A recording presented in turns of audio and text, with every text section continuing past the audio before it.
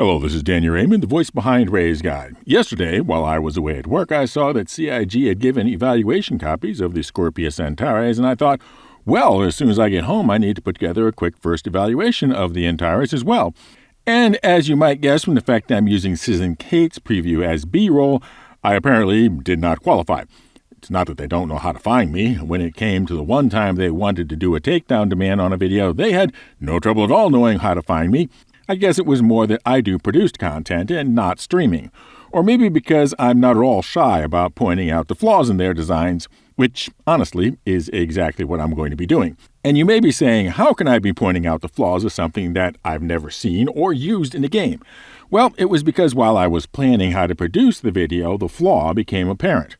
Quickly producing scripted content takes planning, of course. And the flaw is a balance flaw, because everybody who's approached the question of whether the Antares is overpowered concludes, no, it isn't, because it takes two people to operate. I think it's fine. I spoke about this in the previous video. I said as long as it's not controlled by one pilot, we'll make it OP. If there's two people, then it kind of balances out. But what if it doesn't? Like pretty much every other gamer, I have a second system, which may be an old system that they've replaced, or in my case, a laptop that I use for gaming and work while traveling. And I have a second game account that I specifically keep empty for doing zero-to-hero scenarios and for doing new player tutorials.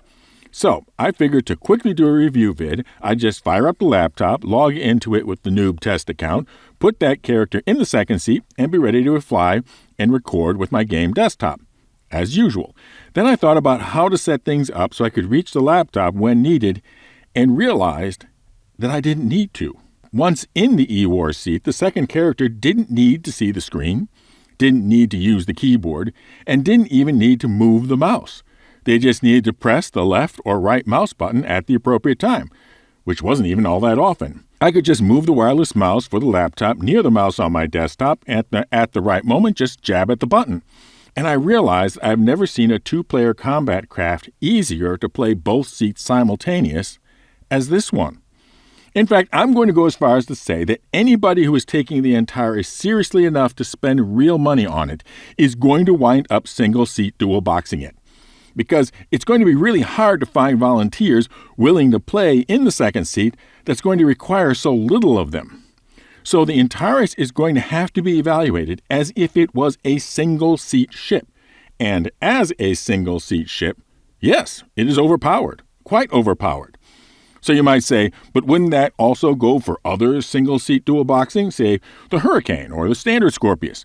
No, because those second seats require a lot of attention and work. I don't have enough eyes, hands, or attention to successfully dual box a Hurricane. And unless you're an octopodial bug-eyed space alien, neither are you. Now, if you're at all familiar with my videos, you know what has to come next. I never complain without offering specific solutions. So how do you make the second seat of the Antares challenging enough that it can't be single-player dual-boxed without being, this guy? Unfortunately, I think the answer will require a redesign of the Antares, or rather, an unredesign. Bring back the turret and make both the quantum dampening and EMP both be focused energy field weapons. A focused energy field weapon is one that gets an increase in range as a trade-off for having to be pointed at the target. Do so, and the second seat requires at least as much skill and attention as a Hurricane turret, and thus impossible to be effectively single-player dual-boxed. In fact, having the quantum dampening be a focused energy field becomes particularly challenging tactically in multi-ship battles. Do you focus on dampening the most valuable ship and hope that the others will stay in order to defend it? Or do you try to switch between the targets fast enough that none of them have long enough to spool and calibrate their drives before being hit again? Now, I'm guessing that some of you are thinking that, well, if I've just essentially turned EMPs and quantum dampening into a gun, and I have, could I mount them in any other ship?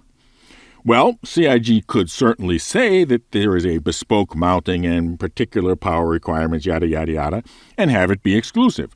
But honestly, having EMP and quantum dampening choices in our loadout options seems rather intriguing. Anyway, the Antares represents the first ship in the game with a dedicated E-War player position. So it is important that CIG get it right or the problem will propagate to any other E-War ship. The position needs to require more activity in battle itself to be necessary and worthy to have a player's full attention. Now, for an update on our giveaways, we now have 2 ship giveaways and 1 skill contest. The first is the 10,000 subscriber, now 11,000 subscriber. Thank you for the Hull C, the colossal cargo container carrying craft to be given away when the sea becomes flyable in the verse. And then there is the big ship giveaway for the winner's choice of either the Galaxy Complete, the massive modular mining moving medicine machine, or that Benu Big Box Bargain Bazaar known as the Merchantman. 1 entry per video for both of those drawings. Just be a member and subscribe and comment with the secret word. And the secret word for this video is what I'm changing the field of the weapons to. And this is perhaps the last video before closing on our Waiting for 3.18 piloting skills contest for the most amazing landing of a ship, Hercules size or larger, accomplished in 3.17. That's why it has to be ended. See the video in the description for that. Fly safe, keep it real, and I'll see you in the verse. This is Danny Raymond for Ray's Guide.